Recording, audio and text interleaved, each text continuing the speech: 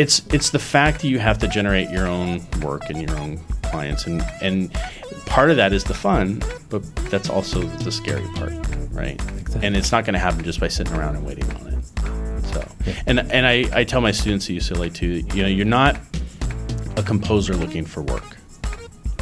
You're a business looking for clients, which just kind of shifts the thought of who you are, right? You're not out there looking for a hand. Please give me a job, blah, blah, blah.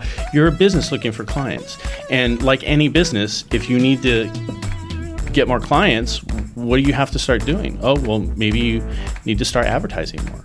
Maybe the restaurant, you need to start putting little plates of samples and go out on the street and hand out some samples to get people to entice them to come in, right? So how do you do that as a musician? What do you do? Do you put some samples of music out there? Do you offer to do stuff, for free to people for their show reel or for, their trailer or whatever? And so you need to think of it in terms of a business looking for clients. Welcome to Season 2 of the Amani Experience Podcast. In this podcast, you will experience wisdom, advice, and stories from creatives all over the world. Your host is the award-winning Amani Roberts, who is a DJ, music producer, professor, voracious book reader, and a skilled chef. On the show, we love to share the stories of creative professionals, especially people who have gone from the corporate life to the creative life. Once again, welcome to Season 2 of the Amani Experience Podcast. Welcome to episode 91 of the Amani Experience Podcast. For this show, we have Brian Ralston with us. He's a composer and musician and producer. Three of my favorite things I love about the episode is I particularly really liked the tidbits of advice that Brian left us throughout the whole episode. Very wise, gave great advice, so keep a close ear out for all the advice. My second favorite thing was when he shared that he has a habit of doing something musically every day. I think that's so important for up-and-coming artists, whether you're a musician, florist, photographer. Just doing something creative every day is a great practice to have, so I'm happy he shared that. And then I was really touched when he shared just the story of his dad and how his dad helped him start the business and just kind of the evolution of that relationship. That was really touched. I could personally relate to that as well. So that was my third favorite thing. I think you're really going to enjoy the episode as well. To reach me, you can email me, podcast@amaniexperience.com. Make sure to follow me on all the socials. It's at Amani Experience, one word. And feel free to support us on the Patreon. It's patreon.com/Amani Experience. We appreciate all of the support. Thank you very much for listening, and it is time to get to the show. Our guest today is a Los Angeles-based composer and conductor who has spent the past 15 years creating compelling, heart-pounding, uplifting, and beautifully melodic tracks that delight and inspire audiences. His creative gifts lend themselves to an extremely rich and beautiful sound that can not only be seen but felt throughout his work. I would like to welcome Brian Ralston to the Amani Experience Podcast. Thank you. Thank you. We're excited to have you here with us today. We do a geographical check-in. So right now we are in our mobile studio, Manhattan Beach, California. Where did you grow up? I grew up in Arcadia, California. Okay. Which is just near Pasadena area, right? Nice. And born and raised in LA. I think there's like eight of us actually born and raised here. And then I lived for many years. I went to college at the University of Arizona in Tucson. So I lived there for about 9 years, 10 years or so. And then came back to USC for grad school. So most of my life I've been in LA as well. So yeah. Now, when you were at University of Arizona, I understand that you were a biochemistry major. I was. And you took the MCAT and were thinking about going to medical school? I took the MCAT. I was actually a nationally certified EMT. Wow, okay. I worked for a neurologist for many years doing clinical research, mostly on Alzheimer's studies and MS studies and migraine studies, neurology stuff. Got it. And I was like their lab guy. But a lot of that was, because I wanted to be a doctor. So that was the grunt work and working with a doctor and all that other stuff. I did a senior thesis project in my biochemistry that was about, it was a very small part of a breast cancer research study. So the doctor at the time his lab was studying how the acidity, this gets really technical, how the acidity of cancer cells affect whether they metastasize or not. Okay. So cancer cells are very acidic. And if we can control the acidity level or keep them to be less acidic, maybe we're not curing cancer, but maybe we can keep it from spreading and metastasizing. So I had to develop a technique to chronically alter the pH in the cancer cells of mice and prove that technique worked. And then they would go on and use that technique in a bigger research study, whatever. So I wasn't doing anything groundbreaking other than come up with a technique, prove that the technique worked, and then they could go use that technique for something else. A very small component, right? Yeah. But it was still part of a much larger, thing. I mean, there was an animal facility underneath University of Arizona's hospital, and they have, it gets to be a sensitive subject for many, but they have an animal facility down there, and they have mice, and they have things that are bred to test studies on. We weren't testing drugs or anything. We were literally giving them acidic water or basic water, like sodium bicarbonate in the water, or put slight acid. I mean, like lemon juice, but a little bit more, in the water, and then testing the pH of their cells and stuff like that, and see if it worked. Yeah. So, I mean, for years and years and years, science, medicine, the pursuit of that was my life. Yeah, yeah. I was always in music, but that was like the fun thing on the side. It's not like it came out of nowhere. Right. I mean, I started piano in first grade, and I've, started trumpet in sixth grade. Yeah. And then trumpet became my main instrument. Why? Why is that the case? I don't know. I liked it. I started with piano, so I could read music from learning piano, and I could play reading in both clefs, in both hands. And then when the trumpet came along, other than the technique of the mouthpiece and blowing on and everything else, reading the music was so much easier. I only have to do one note at a time and one clef, treble clef. Yes. And so once I got the technique of playing down, the concept of reading the music I already had from piano. Yeah.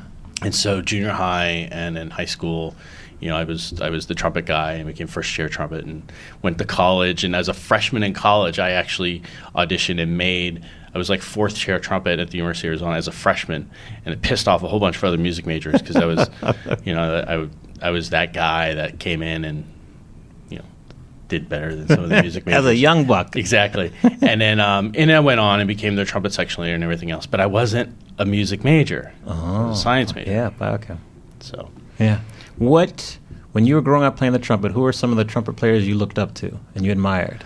Oh, Wynton Marsalis a lot, I love that Wynton had this classical career, but he's always a jazzer, but when he was first starting out, like all of his records and everything were classical, and then he started doing, the Flight of the Bumblebee and his circular breathing, all this other stuff. And then all of a sudden now, when he comes into his own and he made it, now I can go do my jazz that I want, It's like, but he's done it all. He spanned all the genres and everything. And I think that was that's really cool. So growing up, I was a saxophone player. I wish I would have learned piano first, because then I would have understood more. Now I'm learning the piano now, 4 years in almost, learning the piano to help with my music production. So I understand bass clef, treble clef, all that. So I can see how that would be, just a better way to learn it for you. Ironically, that's what I spend most of my time in front of now. Writing is a piano. Yes, we write at the computer, but the input is playing it on the piano. Yeah, definitely. So, talk to us about how, when you were very young, you rescored films using an old keyboard and a VHS player. I did. It was never a thing that I would ever thought that you could make a career in. It was just the thing that I loved, film scoring in general. And so, I had an old Roland keyboard that had a built-in sequencer, but it wasn't, it was really primitive stuff. And so I would press play on the VHS tape player, and I would record it in the built-in sequencer of the keyboard with only sounds from the keyboard. I wasn't fancy enough to try to hook it up to a computer or something else. And samplers at the time were not computer-based. They were, you had these rack mount samplers, Kai samplers or whatever. It had 2 megabytes, 4 megabytes of memory. You could load like an oboe into it, or something. And that's not what I had. And so it was all built in the keyboard, and I would just kind of rescore scenes and redo stuff. And in fact, my first student film at Arizona was done in that same way. Nice. I got delivered the film from the student filmmaker on a VHS tape. and I just would start to play, and when that time code would come, I would start to play, and I don't even remember to this day how we got my music married back to that film. It was delivered in some way to somebody, and they did all that, but yeah. When did you make the decision to say, okay, my potential medical career, I'm going to put that on hold, and I'm going to pursue my composing and arranging career? When did you make that decision? It was in the middle of applying to med school, and I didn't even know the results of that process yet. And I just had this epiphany one day that you get one chance at this life, and you get one chance to use it. And I never wanted to be a person that looked back with regret and say, what if? And, there was another aspect. In the middle of all of this, I decided I wanted to go into music, and I talked to the music counselor at the University of Arizona. Again, I forget his name, it was so long ago. But he said, you realize you'd be giving up a career of financial prosperity for one of financial destitution. Oh, no. And I said, do you think I was becoming a doctor for the money? No. I mean, I love the science of it. I loved helping people, and I think that was a great thing. But at the same time, I wasn't doing that for the money either. And I'm not doing this for the money. And if I didn't make any money, I still feel like I have to do this. I have to see where it goes. So it wasn't, I say epiphany, it wasn't just one day or one night, but it was a sequence of events where I was starting to explore it. That I'm like, I'm not going to go to medical school. And I remember I was doing that science research, and I was assigned to this lab, the Gillies lab, Dr. Gillies. And he had me under the wing of a grad student who was kind of in charge of me throughout that year. And every morning I was going into the hospital, I had to scrub in, I had to clean my hands and everything, booties on the feet, and because you're going into this animal facility where a lot of their immune systems were taken away from them, and you don't want to bring in outside pathogens or whatever. So it was an ordeal every day. And that grad student did not like when he found out that I wasn't going to med school, because what it meant was I was graduating and I was stopping, and now where the point of my study had to continue on to this other study, right? It was going to go on, but it wasn't going to be me. It was going to fall into his lab. So it was, it literally felt like I was breaking free from this other life, leaving it all behind. And other people had opinions about it, and it was interesting. Yeah. So. Based on where you are right now in your career and life, how would you summarize yourself in 30 seconds or less? I've thought about this for a long time. You told me this was going to be coming. I think I'm definitely someone who has followed their passion, and I encourage other people to follow their passion as well. And some people, the Mike Rowe's of the world. Do you know Mike Rowe? No. Mike Rowe. He does that Dirty Jobs series on TLC, right? Okay. He has a lot of strong opinions that don't follow your passion. Not everybody can be a actor or whatever. Right. We need regular, hardworking people that don't follow your passion crap. I firmly believe in that. I think you need to love what you do, and you need to find a way to do what you love, and then it's not work, And I like to think that I'm an example of that, because I've actually done that. Yes. And there's no guarantee that this art thing is going to ever work, but I couldn't be more happy that I've decided to pursue it. And that doesn't mean it's been easy. No, of course not. Yeah. But yeah. So, someone who has followed their passion, put their money where their mouth is, so to speak, and gone after it. Definitely. Kind of continuing along with this line of questioning, in your opinion, what's important for creative professionals such as yourself or myself to succeed in today's business environment? I think more so than ever, artists need to be more entrepreneurial. And I think a lot of artists don't necessarily get that. When you're in the middle of it, you do. You're running your own business. But sometimes I think that, especially in the film composing world like I am now, and I'll get specific to my industry, but it's an industry of unions. right? I mean, there's the Writers Guild and the Editors Guild, the IATSE, there's Directors Guild, there's Musicians Union, there's all this other stuff. And composers are not unionized. And we're not allowed to unionize. The Department of Labor Law came out of a Supreme Court case many years ago, early 80s, that basically declared us as independent contractors. Wow. Some of that's tied up in copyright law. But having said that, and actually I'll add even more to that, writers are unionized, and their job is really today no different than ours. They write words, we write notes, but they've never had anyone rock the boat like composers did back in the late 70s, early 80s, to want to claim ownership over their music like composers did. This is an argument composers actually made for themselves, and they won. But it's a two-edged sword, right? Yeah. So they won their independence. So now you can't unionize because independent businesses colluding to price fix is not legal either, right? And so if we're not and only employees can unionize, not independent contractors. Yeah. So that forces us to be more entrepreneurial and to understand the ways of business, which has nothing to do with the music you write. Right. And there's a lot of really talented musicians and artists and who do not have successful businesses because they don't understand the business side. And I think it would behoove many artists today to learn more about the business side of things. It will do them well. Definitely. In the past, you've said that being a composer, as you just spoke about, is an entrepreneurial business.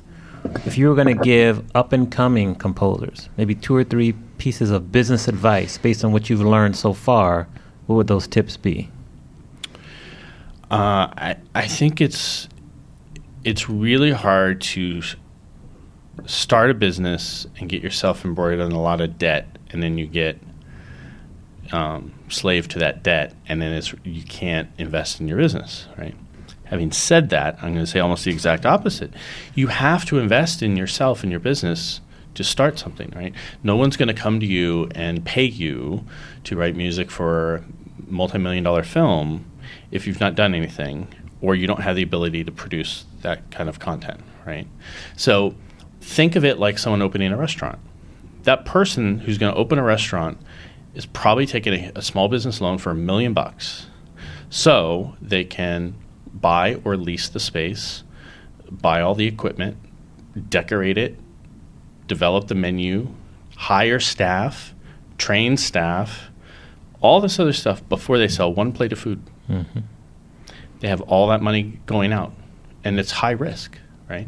So, I mean, you have to somehow acquire the money, borrow the money, be smart in your other day job until you get to the point where you can do all of this, to invest in your gear, invest in your knowledge, right? It's a different path for everybody, right? Some people may have a really successful regular day job and they have stuff stashed away that they can make this leap. Some people don't. So, and I don't know the answers for all of them. Right. But I do think you need to invest in your career, but then you also need to be wise in what you invest in, because debt does keep you sometimes from making risky and smart decisions and things that you need to do to advance your career. Right. What's been the best investment you made in your career so far? Tangibly, so far I built a studio at home. Yeah. Okay. I like it. And it's a real studio. Like any director or producer I work with in Hollywood, I would feel comfortable bringing them back to my place. It's soundproof. It's isolated. It's detached from my home, but it's in the backyard of my home. I can work there and make all the noise I want at 3 a.m. I'm not disturbing anybody. The birth of my daughter, or at least the anticipation of the birth of my daughter, is what it motivated me to just do it because, one, I was in the house before then, and that room we needed to become her room. And two, I wanted to have an outside place to work. I like working at home, but I don't want to be down the hall. Got it. So it was a separate place to do that. And if you're smart about it too, you can, if you have a business, if you have an LLC that's separate, you can, rent the space from you, the person. You can do whatever you can. There's ways to invest in that. Right. There's also ways where you, the person, can be making money contributions into your LLC that become a tax write-off because you're investing in the business, right? And so if you do things kind of the right way and talk with your tax people how to do that, they can be really helpful decisions. So now I have a place that I can bring anybody back to, and I can work out of it. It really, I think, shows, I'm serious about this. I do this. This is my space. Yeah. Right? All right. So, wise investment. Yeah. When you think about your career and you had to pick the turning point, when did you realize that this is like the real deal? I'm both feet in. What would you say would be your turning point?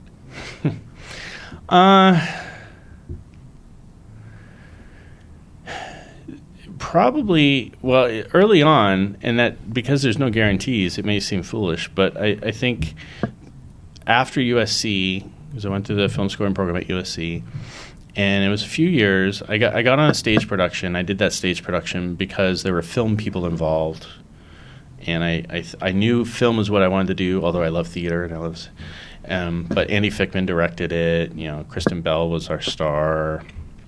The writer of that stage show, I'm actually still working with now as a writer director in movies. So that was a relationship that paid off.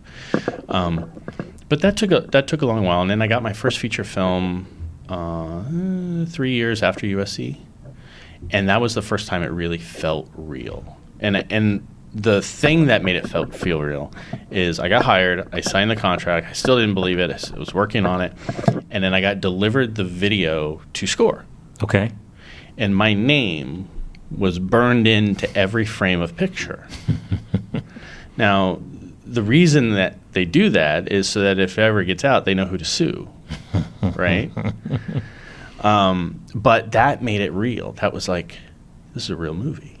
This is like someone's entrusting me with this. Kind of. Not really, right? But this entire copy was rendered, and at the time rendering was not something that just happened in 20 minutes. Like that took all day for someone to make, right? Right. And someone had to make this just for me and do a lot of work just to get me what I needed to write this film. And so I think that was the first time I was like, this is real. And I look back at me being in biochemistry, and that was only, it was less than 5 years. It was 4 years prior, maybe? Yeah, yeah. So in this relatively short amount of time, it's like I went from, neurology job to to scoring a film, a real film. Yeah. With Gabrielle Anwar and Henry and Cusick, and the director was Bob Degas, who produced Pleasantville. And the last composer he had worked with as a producer, this was his first directing thing, but was Randy Newman on Pleasantville. So it's like the stakes were like really high. Very high, Yeah. Okay. Why do you love what you do? Oh, I love that every film is different. I love that the genres of music we get to work in are constantly changing. I love that film scoring has no rules musically, right? I mean, you can take, Asian-inspired drums and throw them together with a Western orchestra and then put some, trip-hop beat under it. And it's like, what? Like, there's no rules, right? The film is whatever it needs. You can create whatever. I love entertaining people. I love telling a story through music. Unlike classical music where you spend a lot of time writing a piece of music and you work really hard to get it performed in front of a live audience, and then 300, 200, 100 people, whatever, is moved by it. You do a film and it gets out there, millions of people get to see that, and that's pretty cool. Yeah, it lives forever. Yeah, it does. It's immortalized. Now, reading a quote, because it kind of goes along with what you just said in terms of just creating and music. You said before that the music is what happens between the notes. Mm-hmm. Why does that resonate with you? And I say this a lot, what I write is just, the notes are not what I'm writing, right? And music to me, that's the language that we use to communicate on paper to get someone else to play what we want, right? You know this. So the music is what you do with the notes, which is why it's ever so important to have live musicians, in my opinion, play your music, right? And that's not always the case. I mean, in film and television specifically, there's a lot of sampled libraries and sampled music, just purely for budgetary reasons. But there's a good use for that, too, in that before we spend, six figures, hiring an orchestra to do it live. We want to know what that's going to kind of sound like so we can approve it and say, okay, that's good. So we do use samples a lot. But there's something a musician brings to it that's just, there's a human element, an emotional element that they bring to that performance. And if they were an expert on their instrument, 30 years, 40 years playing violin, let's say, they're going to bring something to the performance of those notes. And if a computer played those notes exactly as I wrote them, it would be the most lifeless, dullest thing. Yeah. But it's the slight swells, it's the intonation, it's the attacks, it's all these little finite things that make the music. And ultimately, music is a human experience. It's coming out of our bodies, our voice, the vibration of our lips, the air out of our lungs. And it's that human experience that we ultimately react to. So that's why I say it's what happens in between the notes that's important. And that gets back to the musician performing it. Agree. So composers, we're nothing without the musicians that perform it. Yeah. We really aren't. We have bunch of things in common. One of my favorite things that we do have in common is that you're an instructor for the UCLA film scoring program. Uh-huh. I'm a professor at Cal State Fullerton, so we're both in education. Sweet. Why is that important for you to go back to school and teach kind of the leaders in composing of tomorrow? When I was at USC as a grad student, I was honestly touched by the people who taught us and really wanted to see us succeed and were not afraid to give away their secrets or pass around their knowledge, right? Because it's not about the secrets. Like, it's such a business of relationships. The secrets to EQing some track is that's not a secret, right? Those are the things that are learnable. But they weren't afraid to share that knowledge. And I feel like if we've been given an opportunity to have a career, to be blessed to have a career in this, we also have now the responsibility to kind of pass that forward and help share that too. I don't feel like I give away any trade secrets. There are no trade secrets. Like the things that you can't teach are the secrets, right? It's the relationship stuff. It's people liking you and connecting with you, and that's just who you are, right? And so I think teaching, it's fulfilling because I feel like I'm paying it forward a little bit. I also feel like it keeps me on my toes. It keeps me connected to the industry, and it keeps me, aware. I don't want to be one of those people who teach and then don't because they're not doing. That's not about me at all. And in fact, at UCLA Extension, they don't allow you to be full-time teachers. Like if teaching is all you're doing, you're not going to be teaching for them, right? Got it. They want you to be a full-time professional who happens to teach a class in their extension program. And that's what I do. I teach one class in the spring and one class in the fall. Oh. And it's the business of film music, right? And so the rest of the time we're out doing our career. So, but it does. I bring in guests, and it keeps me to keep those relationships up, to bring them in, and the guests are constantly rotating who I bring in, and whether it's publicists or agents or lawyers or other composers or whatever. Right. So. Definitely cool. Love it. You've mentioned networking and relationships several times already, and then I also want to use that to talk about a quote that I thought was really impactful. You said before that you have to break into the business of tomorrow when you're talking to the up and coming future leaders. Mm-hmm. Explain to me why you think that, because I agree, and explain your thought process behind that statement. Well, I'll tell you, it didn't originate with me. I'm going to give credit where credit is due. Basil Polidorus told me that once. Okay. So I didn't know him well. I met him a couple times, and it was at a CD signing where, as a young little composer wannabe at the time. But it just resonated with me and stuck with me and made sense. And that today's producers and directors already have their team. They have the people they trust. They have the composers they have worked with and are working with, and there's no breaking that bond that they have. That doesn't happen overnight, right? It happens through many projects and many years. So that's why it's so hard to break in today, right? You have to, as a young composer in this case, build relationships with filmmakers of tomorrow. And you have to find those filmmakers, the young filmmakers, people just getting into this, and build relationships with them now while they're up and coming. Definitely. And then when they get their first film festival film, their first pilot, their first web, they tend to go back to the teams that they've already established right? Because they like you, hopefully, and they keep working with the same people, and that's their group. And if you can think of every great composer, director team in the past, a lot of them started in school, right? So, I mean, look at like Ryan Coogler and Ludwig Göransson, Black Panther, right? And Yes. Creed and everything else.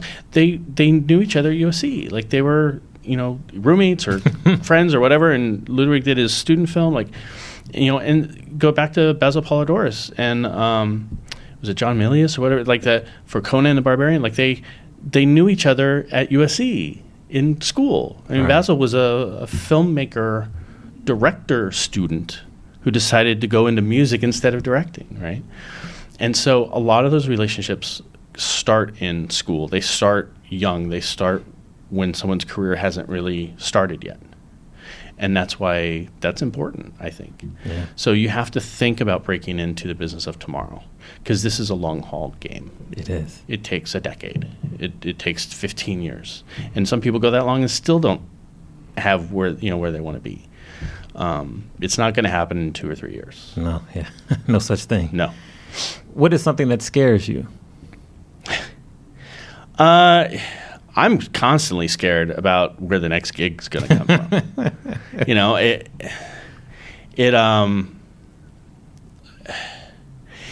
I'm fortunate that my wife has the traditional corporate whatever job. And full honesty and disclosure, when we're buying a house, they don't like me. I have a great credit score, but our income gets reported on a 1099, and they don't like a 1099. No, they don't. They want a W-2. And so it doesn't matter if you got money in the bank. I mean, unless you're paying all cash for a California home, that's not going to. But like the fact that she had the same job for 15 years on a W-2 with the same employer, they're like, okay. We're not even going to look at you, Brian. We'll just talk with Heather, right? It doesn't matter. It doesn't matter if I'm doing the right things for what I need to do, but it just – and then, you're a business owner. Oh. So, it's the fact that you have to generate your own work and your own clients. And part of that is the fun, but that's also the scary part, right? Exactly. And it's not going to happen just by sitting around and waiting on it. So, and I tell my students at UCLA too, you're not a composer looking for work. You're a business looking for clients, which just kind of shifts the thought of who you are, right? You're not out there looking for a hand. Please give me a job, blah, blah, blah. You're a business looking for clients. And like any business, if you need to get more clients, what do you have to start doing? Oh, well, maybe you need to start advertising more. Maybe the restaurant, you need to start putting little plates of samples and go out on the street and hand out some samples to get people to entice them to come in, right? So how do you do that as a musician? What do you do? Do you put some samples of music out there? Do you offer to do stuff, for free to people for their show reel or for, their trailer or whatever? And so you need to think of it in terms of a business looking for clients. Love that. Great quote. Now, your industry, it's an extremely crowded industry. How do you rise above all the noise and distinguish yourself from the competition? Oh, God, I don't know. I like to still think I'm still trying to do that. Okay. It's hard because the only thing I have control over is my music. And even then, you don't really have complete control because the director can change it after you deliver it, right? Yes, unfortunately, yes. But the only thing I can do is on every project I do is do the best job that I can. I can hire a publicist. I can do things to try to get the word out about these projects the best that I can. Even then, there's only so much you can do. If that film, even though you're really proud of it, only came out in 10 cities, didn't break any box office records, certain people in the industry aren't going to be excited about it, right? And you can only talk about that thing so much, right? So how do you raise it? You have to build a reputation for good work.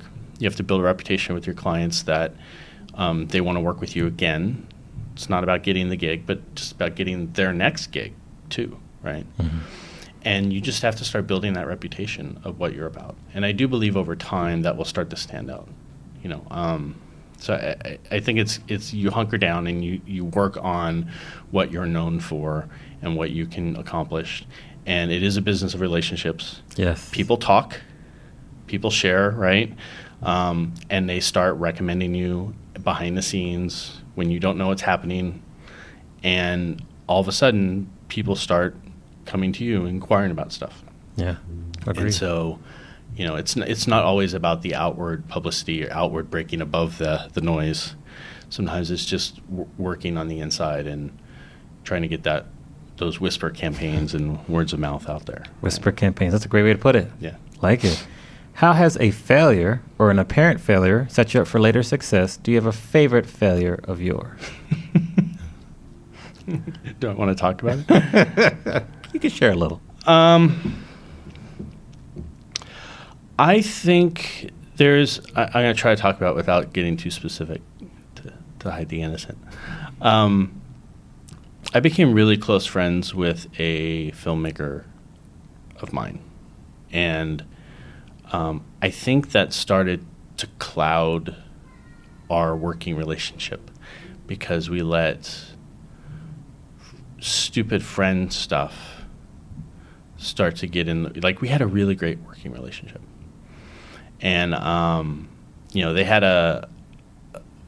I felt they were in a relation at the time, looking back on it, we're in a relationship that's not very healthy. And then they broke up, and then, you know, I thought I was doing everything I could to support this person, and then I like unfriended their ex on Facebook, and you know, I mean, it's foolish now because this is like Facebook was new. You know, it's like they didn't even have privacy like stuff on Facebook at the time. That's like how old this was, and so, you know, but ultimately what it did is it caused our working relationship to blow up, which had nothing to do with what this other thing was, right? And I think it makes me now second guess how, like, we all say we want to work with our friends, right? Here's my filmmaker friend and so, whatever.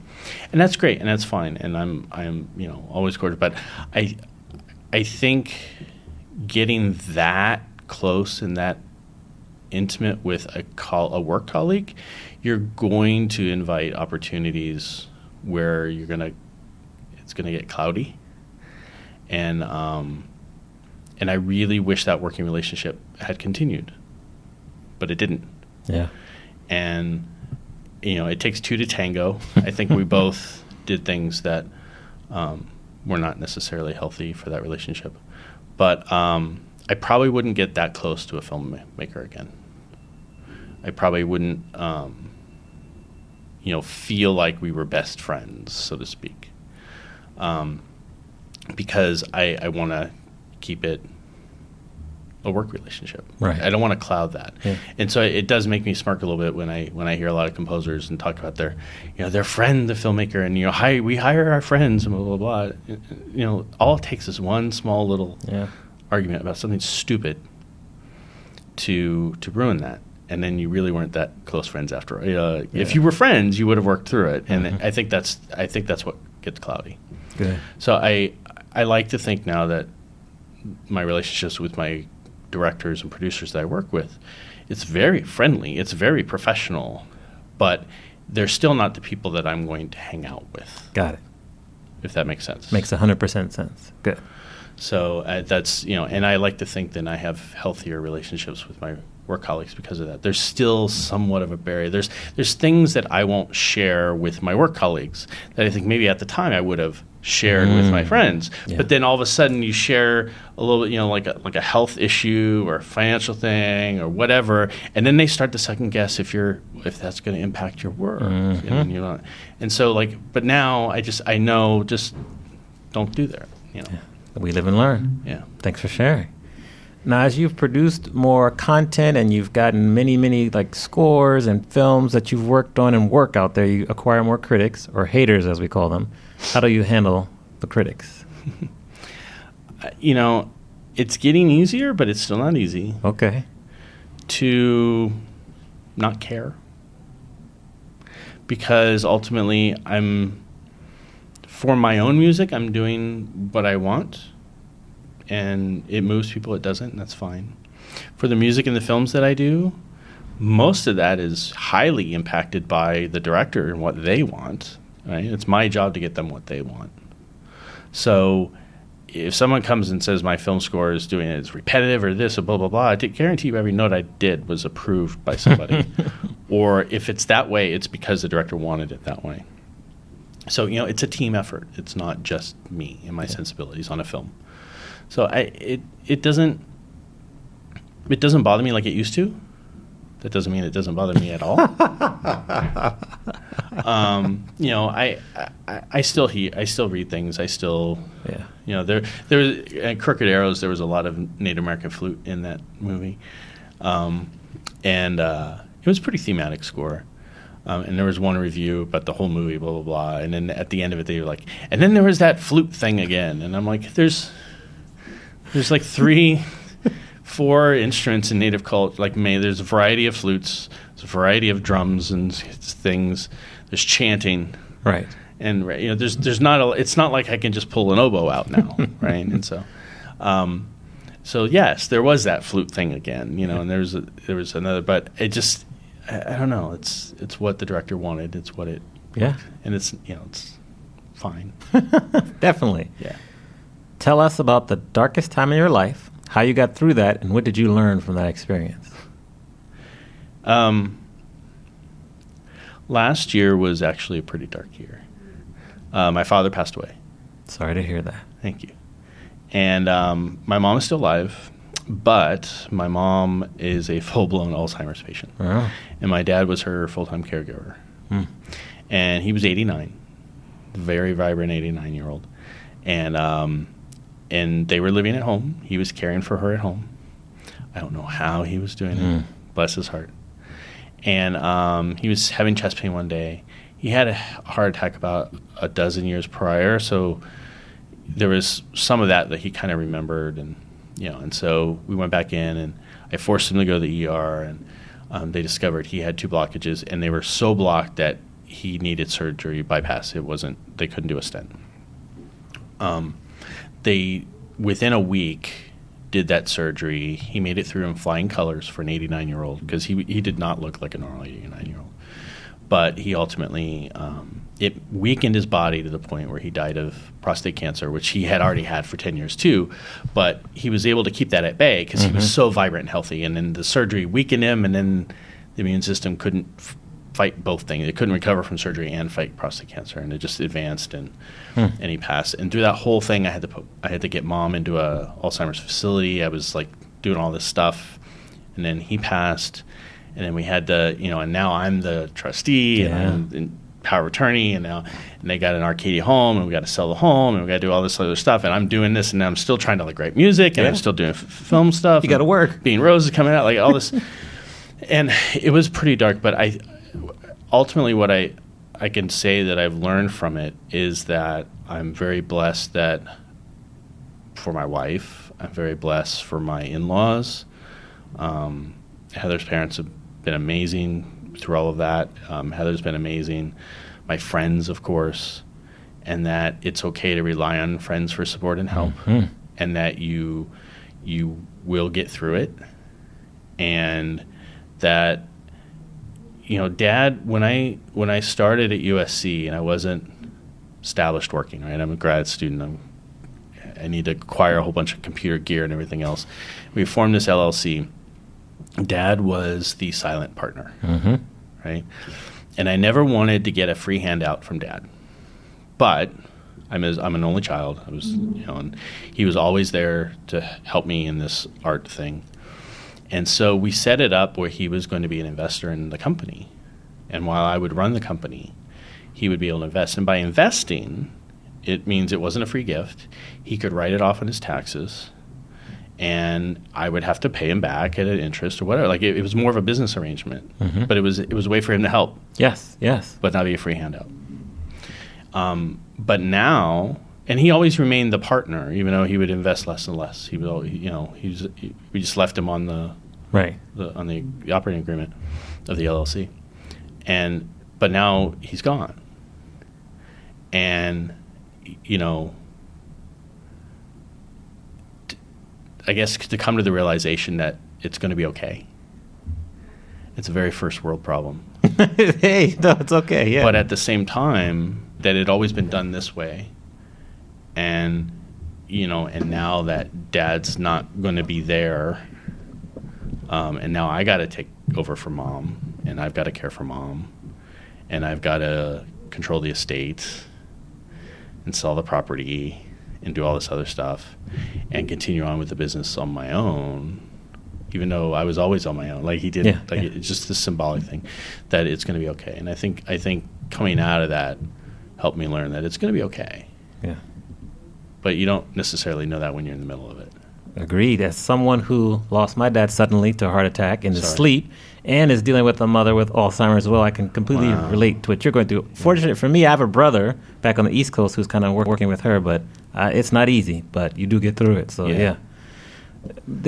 I'm curious to see your answer for this. Who was the most influential person for you growing up? Well, I mean, my dad, obviously. Yeah, that's why I'm not surprised. Yeah.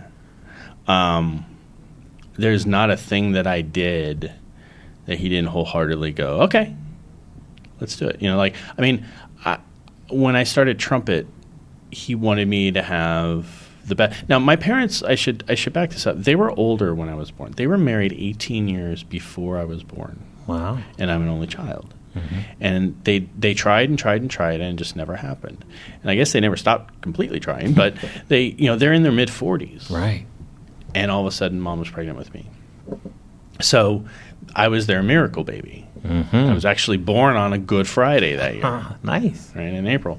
And so all of his brothers had girls, too. So he was the last Ralston. He had a family of 10, you know. Like wow. He was the last Ralston and actually had a boy that could carry the Ralston name. It was like this huge thing. So in a way, I was definitely probably spoiled. But they were also at an established financial place in their life where they weren't struggling because they had been, you know, I mean, he sold lumber. He's a lumberman. Mm-hmm.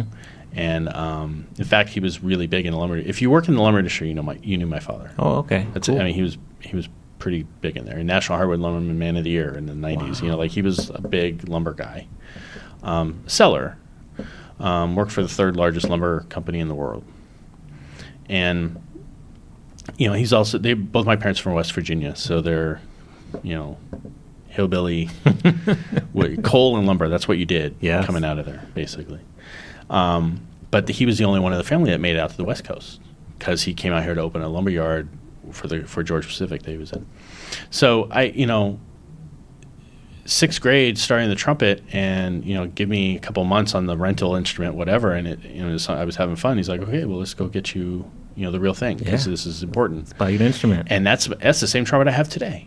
I've had it resilvered. I've had it like worked out. I've had it, you know, blah, blah, blah. But like that's my main and it lasted that long. But he wanted me to have all those experiences. When I was in high school, you know, I was in the Pasadena Young Symphony Orchestra, and they were doing a European tour, the Vienna Music Festival. We played on European radio. You know, he wanted to make sure I had those opportunities to go on that stuff.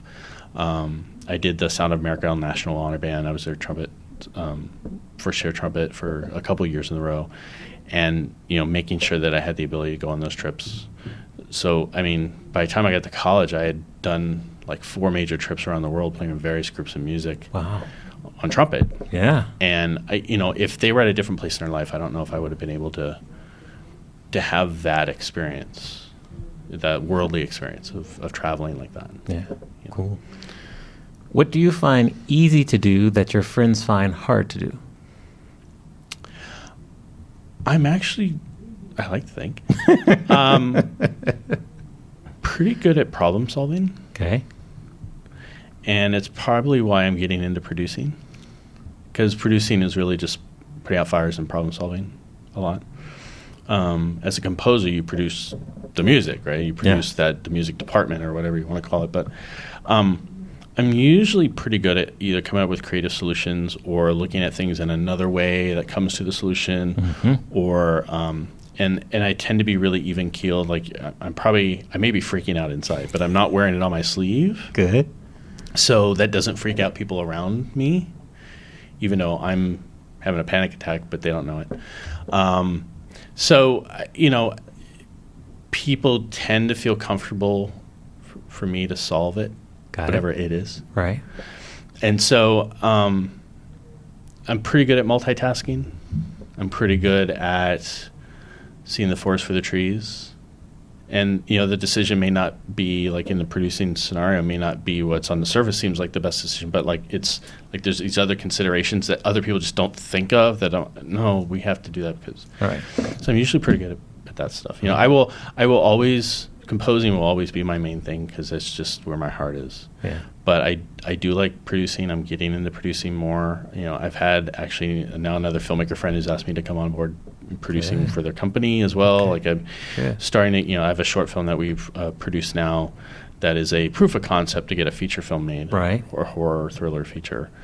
Benicio del Toro was our executive producer that came on board, and that helped us get other money. And so, I am getting into producing as well. And I think some of this comes from the problem solving and post-production and definitely all that stuff. Cool. What would you like to be better at? I've gotten really fast at writing. I still want to be faster. Okay. All right. I did a little bit of stint in TV production. I wasn't the main guy. I was ghostwriting for Rob Kroll on Angel a little bit. TV is such a fast turnaround. You don't have time to sit and think. You just do, right? And I'm very much a melody guy, and to me, working that out sometimes takes a little time. It's got to stew a little bit, right? And which is why I think films in general have it's kind of so far where I found my way, because I am very thematic in developing those themes and counter melodies and all this other stuff. And so, but getting faster, but you get faster by the more you do, right? It's just the more you do it. And I think if you ask me that again in 5 years, I'll say, yeah, I'm faster now than I was 5 years ago. Yes. But just, if there's something I could do better at it's just being faster. Good. All right. That's a good one. Now, when you were 21, you were still in Tucson at University of Arizona when you turned 21. So we're going to go back and talk to 21-year-old Brian. Give him advice based on what you know now. What advice would you give your younger self? Well, at 21, I don't think I had yet decided to go into music. So I'd probably say stop this science thing and go into music. Seriously, I feel there's a part of me that wishes I was, 5 years ahead of where I am now. Like I had gotten here sooner, that I had started USC's program sooner, because the industry has changed so much, and I feel like I started right in. It's an exciting time, but it's also a time when, the old way of doing things versus the new way of doing it, like there's this huge change. And I'm not just talking about technology, just how film scores are produced and the concept of teams and lots of people working, ghostwriters versus one composer. Like those days seem to be gone, right? So I just I wish I had 5 more years, and that would have started sooner. To just look, just go into music. It's okay. Go into music. You can do this. It's fine. It's gonna be all right. I think that's what I would tell myself. Yeah, for someone who had the idea of being a DJ at age 21, but didn't start until I think I was 31, 32, I can relate. Yeah, definitely. People don't understand that. They think like Hollywood just magically, like a genie, just like pops out movies. It's just regular people. It's regular people that decide this is what I want to do. There's nothing uber special about them, other than the choice that they made to not be afraid that this is possible. Right? Yeah. So it's they are just regular people. Yeah, very true. Put on their pants just like you and I do. Yeah. Yeah. What is the one lesson in life that took you the longest to learn?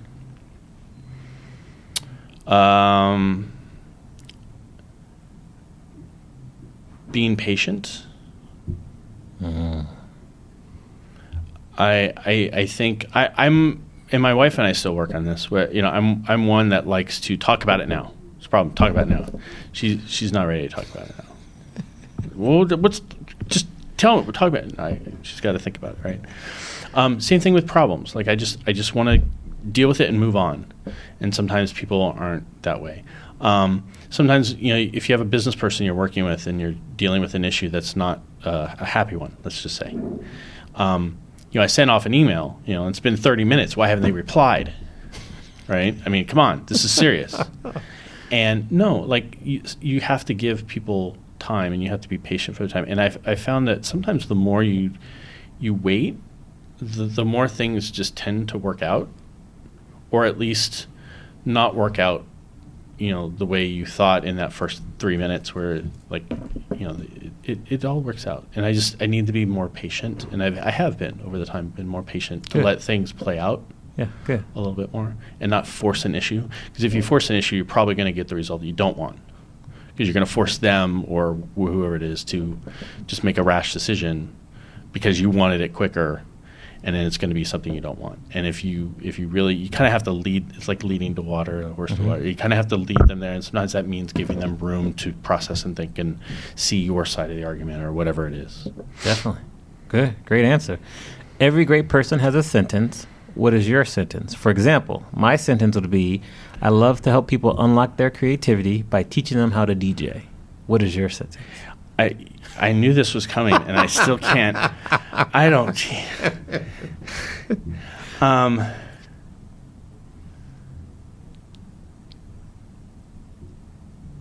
You're gonna have to edit out my space and make it seem like I answered this in a much quicker amount of time. I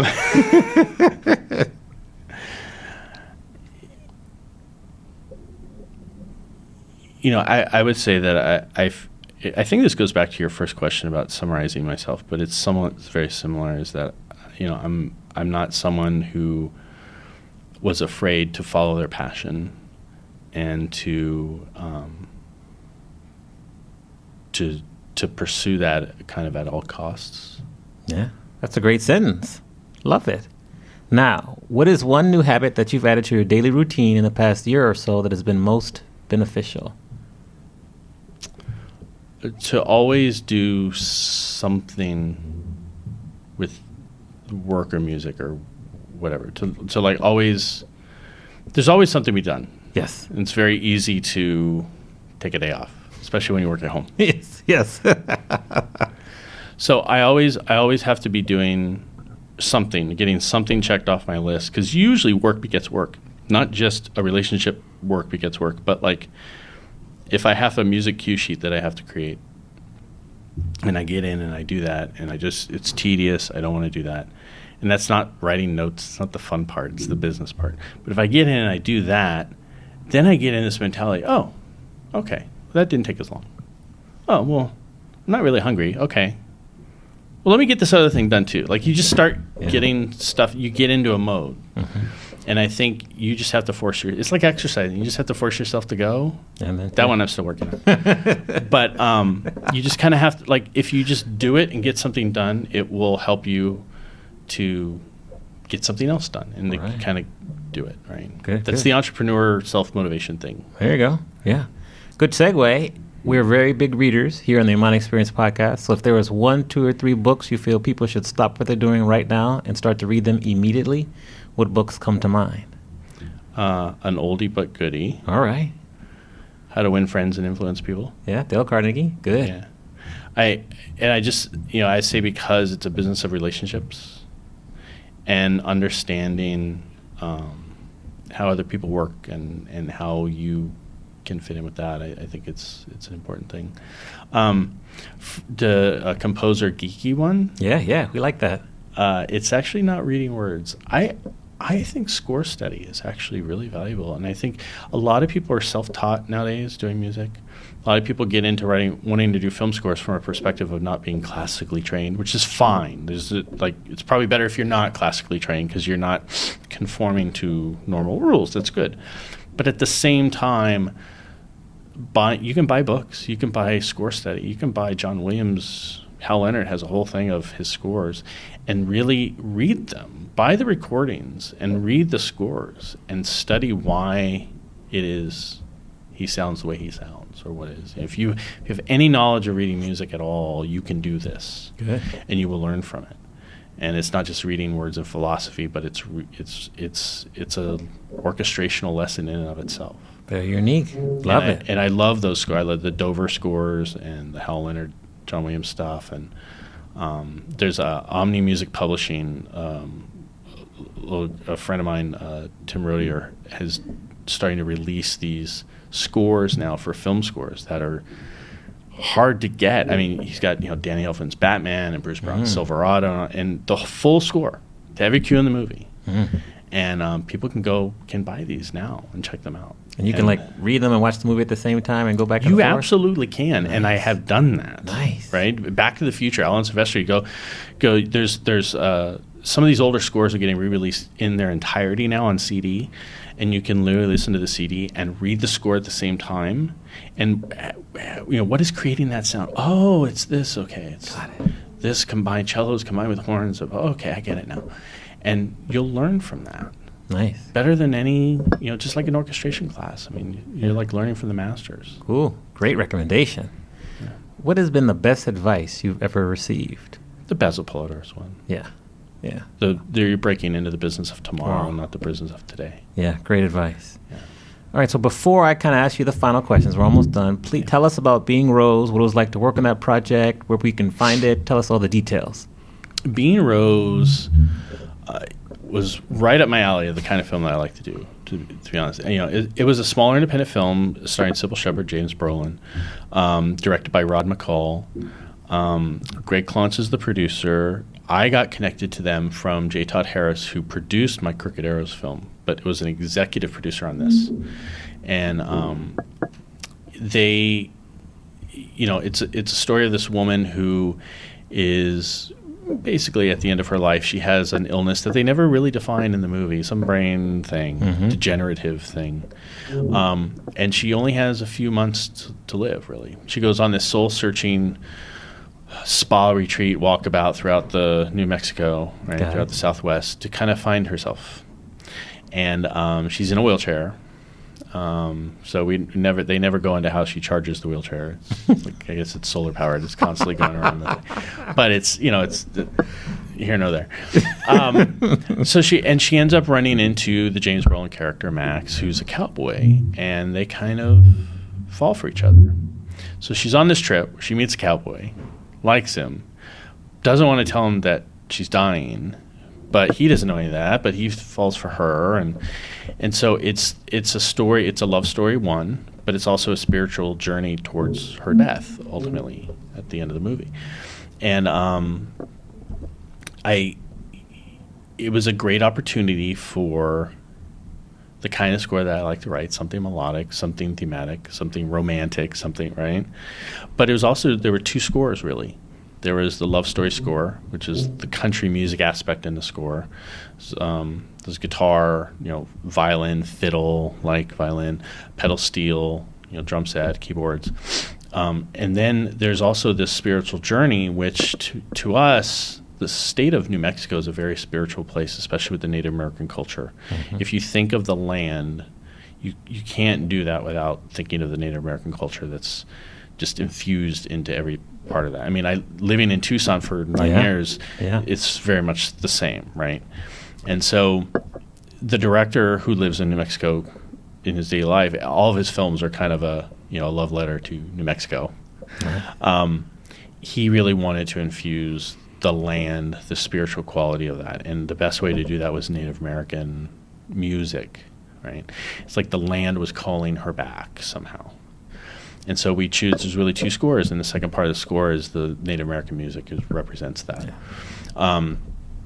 And so that was an opportunity to work with Chris Bleth again, who did all my Native Winds and Crooked Arrows, and he did a lot of stuff for James Horner and if there's a studio player in Los Angeles that can do any of the native flute stuff or exotic flute stuff, that's Chris Bleth is your guy.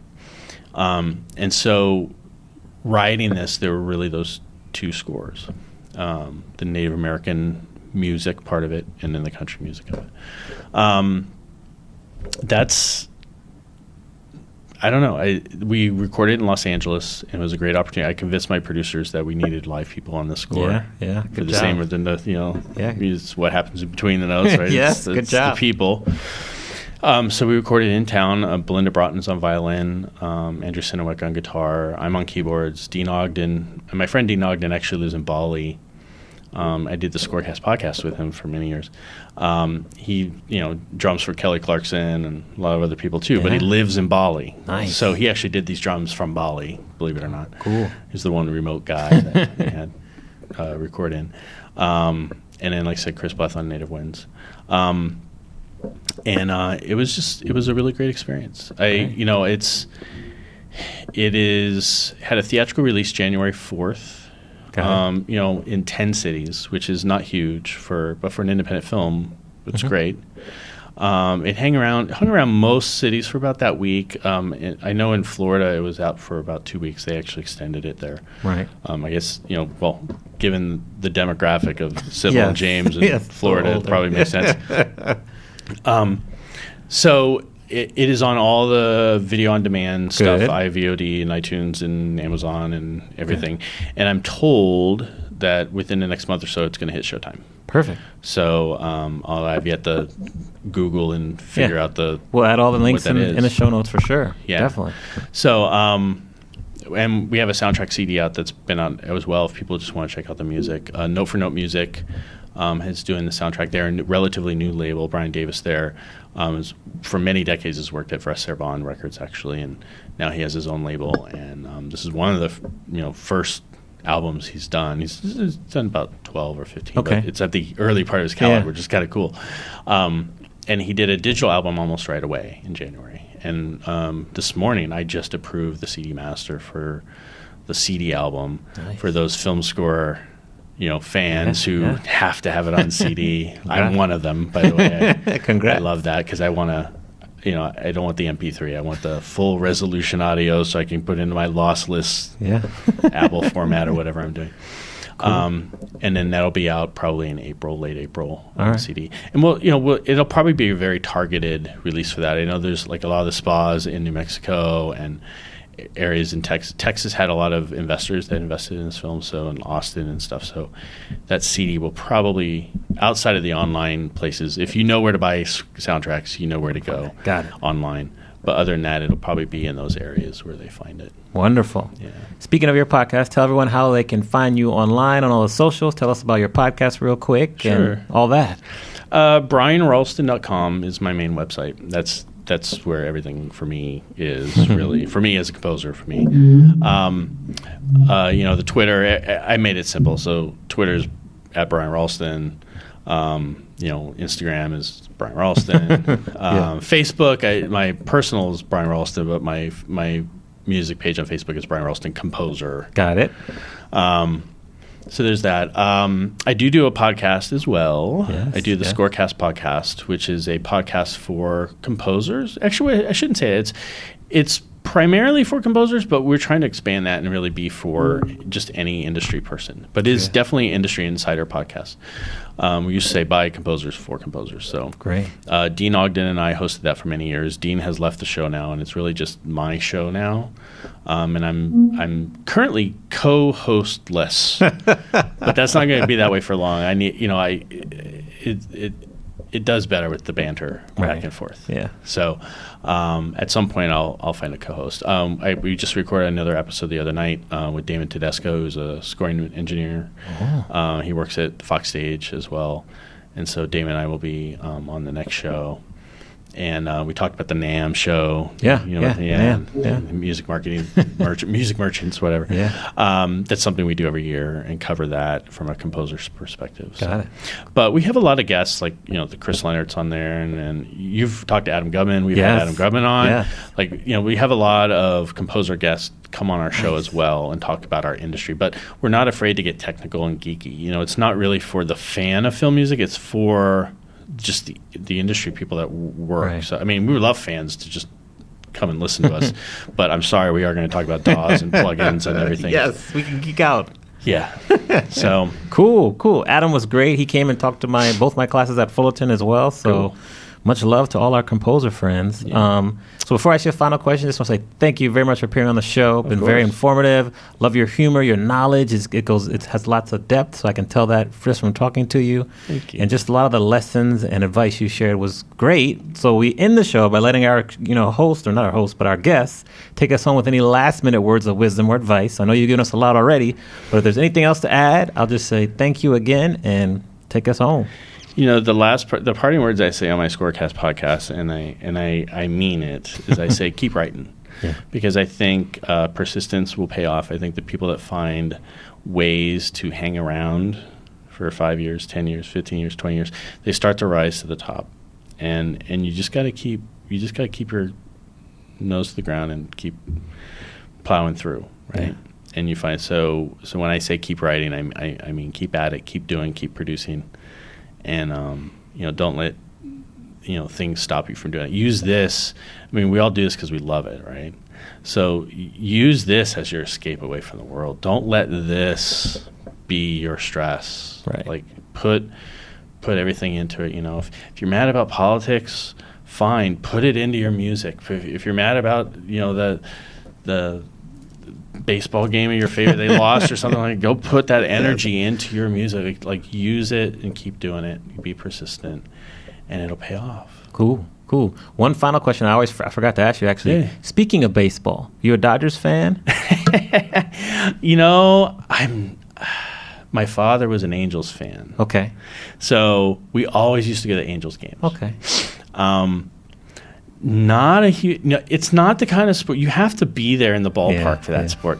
Watching on TV is the most boring sport to watch on TV to me. Right. Other people may find, but in the stadium, it's awesome. It is because it's relaxing, and you go out and get a hot dog, and you come back, and it's only a half an inning later, and it's like more stuff and the crowd noise, and it's like, I don't know. It's just, and every now and then you get a free ball that comes hitting it your way from a foul ball. So it's like, you gotta have to be there to experience it, and I just haven't done it in so long. Well, we'll use Anaheim Stadium in your dad's memory, and they're announcing Brian Ralston's coming up to bat. What song is playing as you walk up to bat? Oh my God! Your walk-up song. All right, this is really geeky. It works, but it's gonna make sense. All right, it's Randy Newman's score to The Natural. Okay. The score. What? Any specific song or the whole like? Well, it's he had that. It's the main theme from The Natural. Okay. Okay. Perfect. We'll just run that. And then I'm going to strike out and then miss. I'm not going to hit the ball and knock the lights out. But that would be, because it's got to be orchestral. All right. It's got to be thematic. Yes. It's got to be. Yeah. So. That works. Thanks again for being on the show. Appreciate it. Thanks for having me. All right. Thank you for listening to the Amani Experience podcast. You can check out the show notes on amaniexperience.com/podcast. Feel free to email us at podcast@amaniexperience.com. Please remember to leave us a review on the platform you are listening on, and share this podcast with anyone you feel would benefit from listening. See you soon for our next episode.